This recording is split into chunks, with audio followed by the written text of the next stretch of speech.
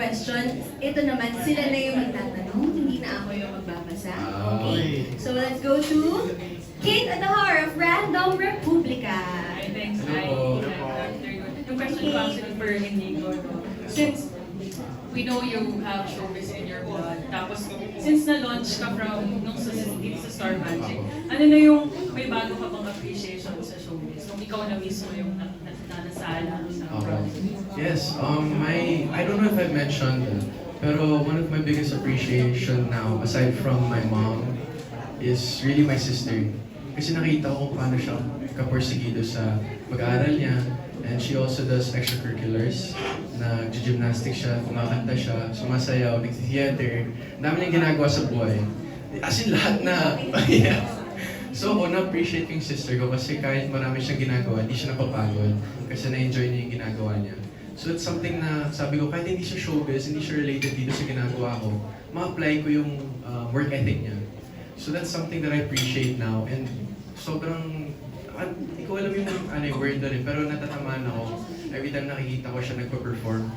Kasi syempre ako, since bago ako dito, pagka ako rin nasalang, syempre gusto ko rin ibigay yung lahat ko. So my sister is one of my inspirations now. Yan, yun po. Thank you for the question. Thank you. And last question ko na lang, since speaking of family, only if you want to answer, following your interview with Kuya Oji, Yes, yung po. dad mo naman, James Blanco, nagpa-interview, would you like to comment on what he said? Yes, of course. Is there a question or just comment lang? Comment like na-mention lang kasi na you haven't spoken yet, and Yes, ganyan. Ano yung masasabi mo? Masasabi message? ko lang po ngayon sa dad ko and sa mga nanonood po and sa mga nagko-comment dyan. Siyempre po, I want to keep it a private matter. Siyempre gusto ko pong kami na muna mag-usap and then afterwards, pwede na pong pag-usapan sa publiko. Gusto ko pong maayos muna privately yung family matters namin to give respect to my mom as well and my family. Kasi siyempre hindi naman po madali na pagdaanan yung mga ganyang bagay sa publiko. Kaya gusto ko po munang i-address yun privately bago ko po siyang pag-usapan publicly. Yun po. Thank you, thank you. Thank you po. Thank you, Kate Adahar of Random Republica. And I think naman yung mga nanonood sa atin ng taong bayan, they will understand. Especially pag family matters, we can totally understand if you want to keep things private. Minsan nga yung ba yung ina-advise online, diba? Kapag minsan ang dami nang share ng mga tao tungkol sa family, ang kino-comment, ano ba yan? Dapat kayo private matter na lang. Diba minsan yung mga pinaprefer ng mga tao. Yes. So, good answer. Congratulations on answering your first difficult question. Kala ko easy to medium to hard eh. Parang Hard agad. Thank you, Miss Kate. Okay, now let's have France, Princess France. Hi everyone, good evening today, good afternoon, congratulations everyone. Okay. Hi Carmen. My question muna would be for the two, and Wright and Eliza. Okay, tapos na yung What Lies Beneath kagabi, and congratulations for a job well done. Sobrang nagman ka kayo as yung mga yapaw. Even yung pag nagko-comment yung mga sila General, yung mga nakakatanda, they say na ang gagaling ninyo, hirap yung sundan. My question is, describe nyo lang, shortly lang, kung paano yung nag-experience yung doing What Lies Beneath. Tapos, alam nyo ba at the onset kung sino yung killer talaga? Or kahit kayo, hindi nyo alam yun na, ay, hindi ko rin alam eh. Parang you were just acting it out.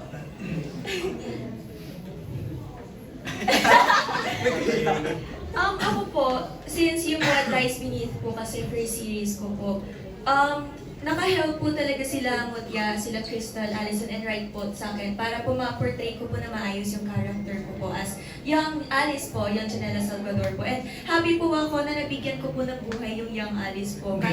Thank you so much po. Kasi first time ko lang po talaga yan, wala po ako masyadong experience sa acting. So kapag nakikita ko po talaga yung comments nila na ang galing-galing daw po and nabigyan ko po talaga ng buhay yung character ko, sobrang nakakataba po ng puso. And about naman po sa killer, alam po namin yun.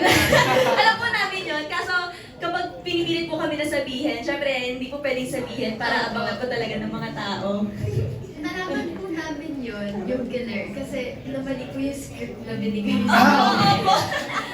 Ako po, sinand po sa amin yung script kung saan yung name yung killer, yung nandun sa lines, imbes na, ayun. Pero ang galing mo na sa scene with Kobe in fairness, yung gawa na.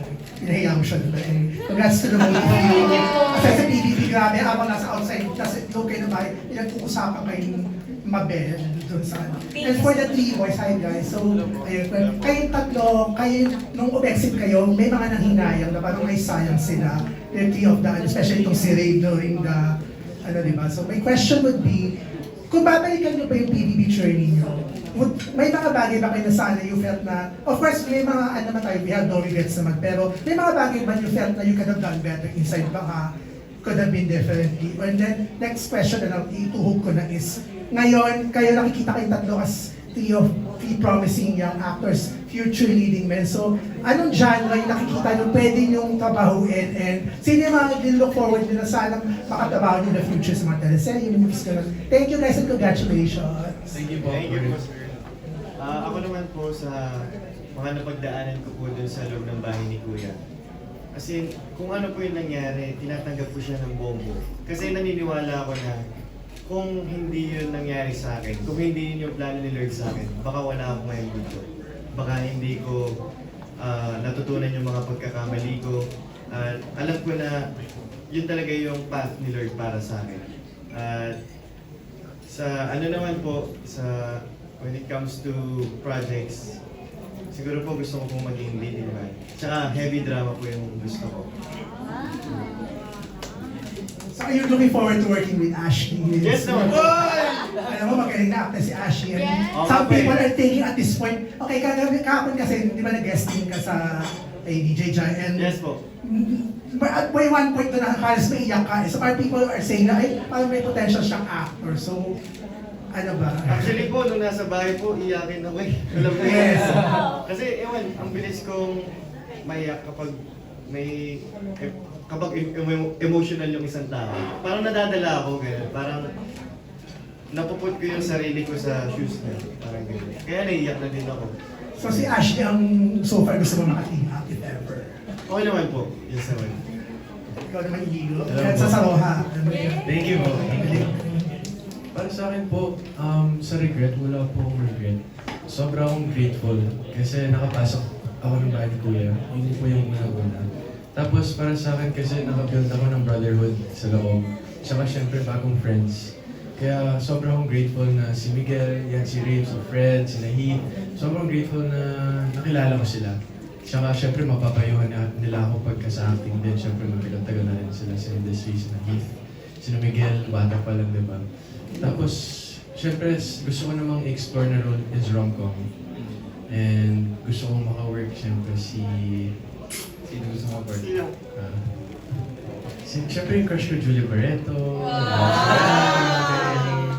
Siyempre, I'm just excited for what's to come po. Yun po. No regrets. No regrets. Yes. And you, Fred? Ako naman po, actually, wala din akong regrets kasi super contented na rin ako sa mga nagawa ko sa bahay. Katulad ko na sinabi ni Reeve, siguro kung may iniba pa ako, I wouldn't learn so much from my mistakes. Kaya ngayon, wala talaga akong regrets and I'm really grateful for all the things that has happened inside the house. And about naman sa projects, ako talaga really wanna be a leading man, syempre, and rom-com of course. Kasi yun talaga yung role na, yung genre na I'm most looking forward to. Thank you. And last na lang, Carmel. Question. How do you maintain that energy na just paano sa pagkalabas mo hanggang ngayon sustain? And napapanood ko sa stories mo nung kakalabas mo na nila-guest ka agad sa isang morning show and everything. Diretso ng gabi na-maintain mo yung energy. So how? Ano yung secret mo doon? And guys, congratulations again. Ako po, siguro nime-maintain ko po siya kasi na-miss ko po talaga yung mga tao. Doon po sa stay ko po sa loob ng bahay ni Kuya na 4 na buwan. Talagang hinahanap ko po yung sigawan, yung kumusta sa akin ng mga tao. So nung paglabas ko po talaga, oy, kumusta ka? Kumusta ka? Chinichika ko po talaga lahat. Up until now, ito si Kuya. Kuya, kumusta ka po dyan? Joke lang, Kuya. Pero yun po talaga. And aside from that, kasi yung mga tao din po talagang G na G sa akin. So ako hindi po ako nakakaramdam ng pagod kasi na-miss ko po talaga yung mga taong bayan. Thank you, guys. Thank you so much po. Thank you, Franz Horda. And now let's have Ms. Janice Navita of Bulgar. Ayan, my question goes to Carmel. Ayan, sa atin! Kumusta ka dyan? Ano Kaya, Parang sa sobrang taas ng energy mo, napansin ko nga kung gaano ka kadaldal. Ate, hindi po talaga, like, low-key lang po akong madal. So I want to know, ano yung mga pros and cons nung kadaldalan mo while you were inside the